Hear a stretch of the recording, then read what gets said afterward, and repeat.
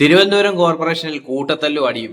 പണ്ട് നമ്മുടെ ശിവൻകുട്ടി മാമൻ ഒരു മേശപ്പുറത്ത് കയറി ആറാടിയ ഒരു സംഭവം അറിയാം. ശിവൻകുട്ടി മാമൻ മാത്രമല്ല, ഒരുപറ്റം ആളുകൾ അങ്ങോട്ടും ഇങ്ങോട്ടും ലോക്സഭയിൽ തല്ലുകൂടിയ പണ്ടത്തെ ഒരു വാർത്ത നമ്മൾ കണ്ടിട്ടുണ്ട്. അതൊക്കെ കഴിഞ്ഞുപോയി. അത് കഴിഞ്ഞതിന് ശേഷമാണ് ഇപ്പം തിരുവനന്തപുരം കോർപ്പറേഷനിലെ കൂട്ടത്തല്ല്. BJPയുടെ ഒരു കൗൺസിലർ കോർപ്പറേഷനിൽ അദ്ദേഹം സുഗതൻ എന്ന് പറയുന്ന ആള് കാപ്പ കേസിൽ അകത്താകുന്ന ഒരു സാഹചര്യം ഉണ്ടായി. അപ്പോൾ അദ്ദേഹത്തിനെ പുറത്താക്കണമെന്നും ആവശ്യപ്പെട്ടുകൊണ്ടുള്ള പ്രക്ഷോഭങ്ങളും പ്രതിഷേധങ്ങളുമാണ് നടന്നുകൊണ്ടിരുന്നത്. ഇതിനിടയിൽ ഒരു രജിസ്ട്രിയിൽ അദ്ദേഹത്തിന്റെ കഴിഞ്ഞ 2 മീറ്റിങ്ങുകൾ അദ്ദേഹത്തിന്റെ സിഗ്നേച്ചർ കണ്ടു എന്നും പറഞ്ഞാണ് അവിടെ ബഹളം ഉണ്ടായത്. പിന്നെ നടന്ന സംഭവങ്ങൾ എന്താണെന്നുള്ളത് നമുക്കിവിടെ ഒന്ന് കാണാം.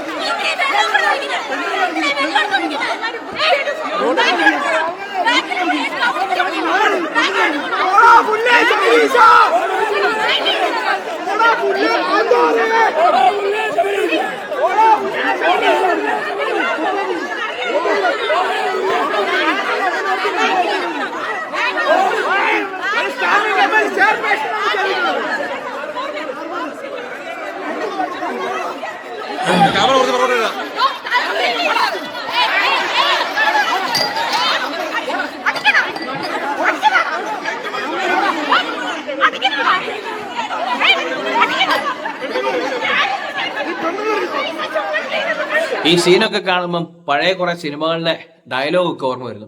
ഇടിയോടിടി തോമാച്ചായന്റെ തുണിവറച്ചിടി എന്നൊക്കെ പറയുന്ന പോലെ. പിന്നെ മഴ പെയ്യുന്നു മാതളം കൊട്ടുന്നു സിനിമയിൽ ജഗതിയും പപ്പുവും കൂടി ഭയങ്കര പോരാട്ടം നടത്തുന്ന ഒരു സീനൊക്കെ ഉണ്ട്.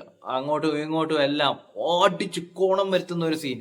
പിന്നെ വെട്ടമെന്ന സിനിമയുടെ അവസാനം ഒരു കൂട്ടത്തല്ലും ഒരു കരണ്ടടി സീനും. അങ്ങനെ പല പല സിനിമകളെ അന്വർത്ഥമാകുന്ന രീതിയിൽ. പിന്നെ നാടോടി മന്നൻ സിനിമയിൽ നമ്മൾ കണ്ടിട്ടുള്ള ഒരു പ്രത്യേകതരം സീനുണ്ട്. അതുപോലെ ഒരു സീനും കൂടെ നമുക്കൊന്ന് കാണാം ഇവിടെ.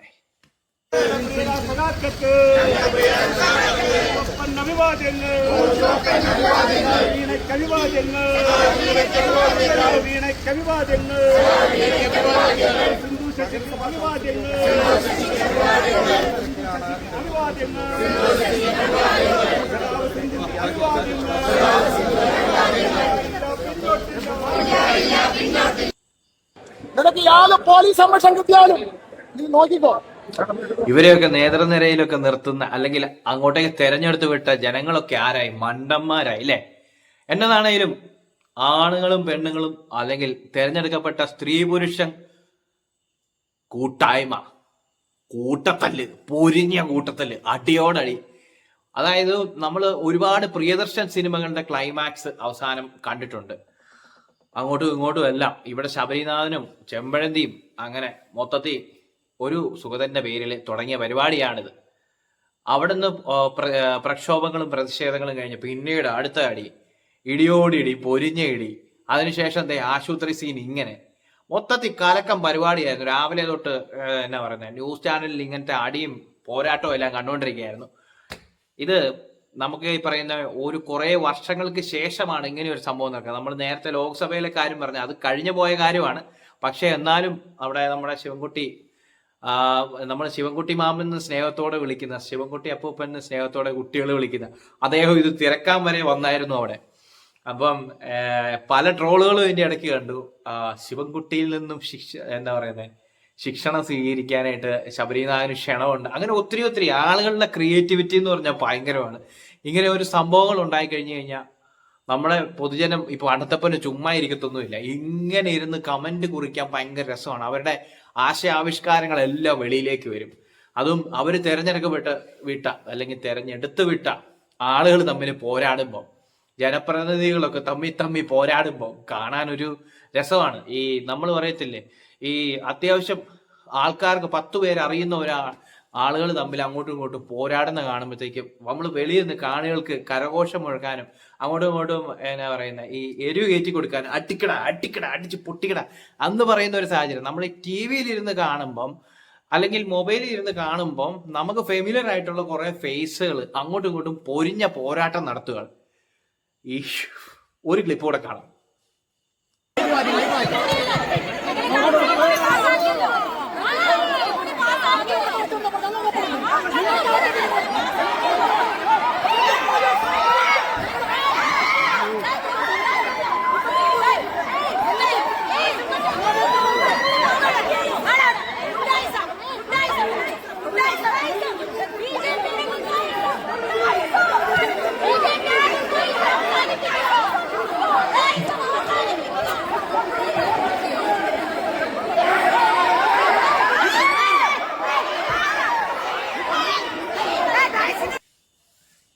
ഒരു ക്ലിപ്പ് എന്ന് പറഞ്ഞിട്ട് ഒരു ലോഡ് ക്ലിപ്പുകൾ കയ്യിലിരിപ്പുണ്ട് ചിരിക്കാനായിട്ടുള്ള.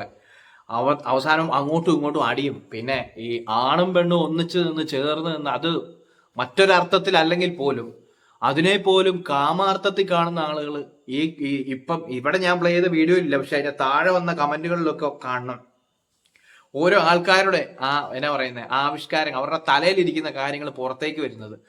ഈ എന്നാ പറയുന്നത് ഒരു പോരാട്ടം നടക്കുന്നു, ശരിയാണ്. അവിടെ ഒരു പോരാട്ടം അങ്ങോട്ടും ഇങ്ങോട്ടും പൊരിഞ്ഞ പോരാട്ടം നടക്കുക. അതിന്റെ കീഴെ കൂടെ കാമക്കണ്ണുകളിൽ കൂടെ കാണുന്ന ആളുകൾ വേറെ. അത് പറയാൻ കാരണം ഇതിന്റെ താഴെയൊക്കെ മറ്റ് ചെറിയ ക്ലിപ്പിംഗ് ഒക്കെ, അതായത് കട്ട് ചെയ്ത് എടുത്തിട്ട് ഈ ശബരിനാഥനും അവരുടെ പുള്ളിയുടെ ഇടയിൽ രണ്ടുപേരും നിൽക്കുന്ന, 2 സ്ത്രീകൾ നിൽക്കുന്ന ഇതും വെച്ചിട്ട് താഴെ കുറെ ചീത്ത കമന്റുമായിട്ട് കുറെ ആൾക്കാർ, അതങ്ങനെ കുറെ മലിനം ആയിട്ടുള്ള അല്ലെങ്കിൽ മനസ്സ് മലിനമായിട്ടുള്ള കുറെ ആൾക്കാർ, എല്ലാം കൊണ്ടും ഇങ്ങനെയൊക്കെ ഓരോ സംഭവങ്ങൾ നടക്കുമ്പോൾ നമ്മുടെ ആളുകളുടെ ഉള്ളിലെ ആ ഒരു വിഷവും കാര്യങ്ങളും അങ്ങനെയുള്ള കാര്യങ്ങളെല്ലാം നമുക്ക് ഇങ്ങനെ കാണാൻ പറ്റും. അതാണ് ഇതിനകത്തെ ഒരു കാര്യം.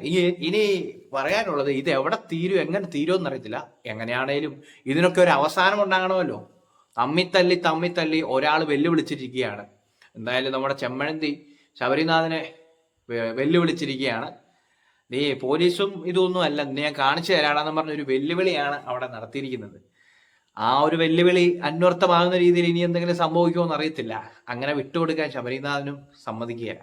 എന്നതാണെങ്കിലും നാണക്കേടായി പോയോ എന്ന് ചോദിച്ചാൽ അതിനകത്തൊരു പുള്ളിക്കാരി കിടന്ന് അലർന്ന് കണ്ടില്ലേ, അലറലോട് ആന അലറൽ എന്ന് പറയുന്ന പോലെ ആ പുള്ളിക്കാരി അലറൽ. എന്താ പറയുന്നേ, 2 ബണ്ണിന്റെ ഇടയിൽ പെട്ടുപോയി കഴിഞ്ഞാൽ കട്ട്ലറ്റിന്റെ അവസ്ഥയായിരുന്നു. അതായത് ഉന്തും തള്ളിനും ഇടയിൽ ചവിട്ടോ ഇടിയോ എന്തോ കിട്ടി, അതിന്റെ വേദനയാണ്.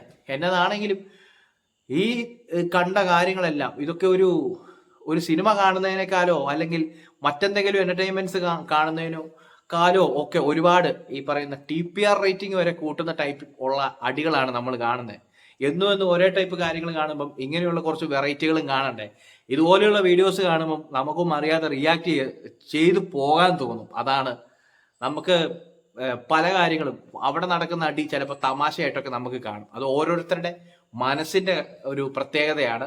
അപ്പം നമ്മൾ വെറുതെ ഇരുന്ന് TV കാണുമ്പം കുറച്ചു പേര് കൂടി അടി പിടിക്കുന്ന കാണാൻ തല്ല് അങ്ങോട്ട് മൂപ്പിച്ച് വിടാനൊക്കെ എളുപ്പമാണ്. എന്നതാണെങ്കിലും അതും ഇതുമൊക്കെ കഴിയട്ടെ. ഈ പ്രശ്നങ്ങൾക്കൊക്കെ ഒരു പരിഹാരം ഉണ്ടാവണം. ഇനി എന്താണ് സംഭവിക്കാൻ പോകുന്നത് എന്നുള്ളത് കാത്തിരുന്ന് കാണാം.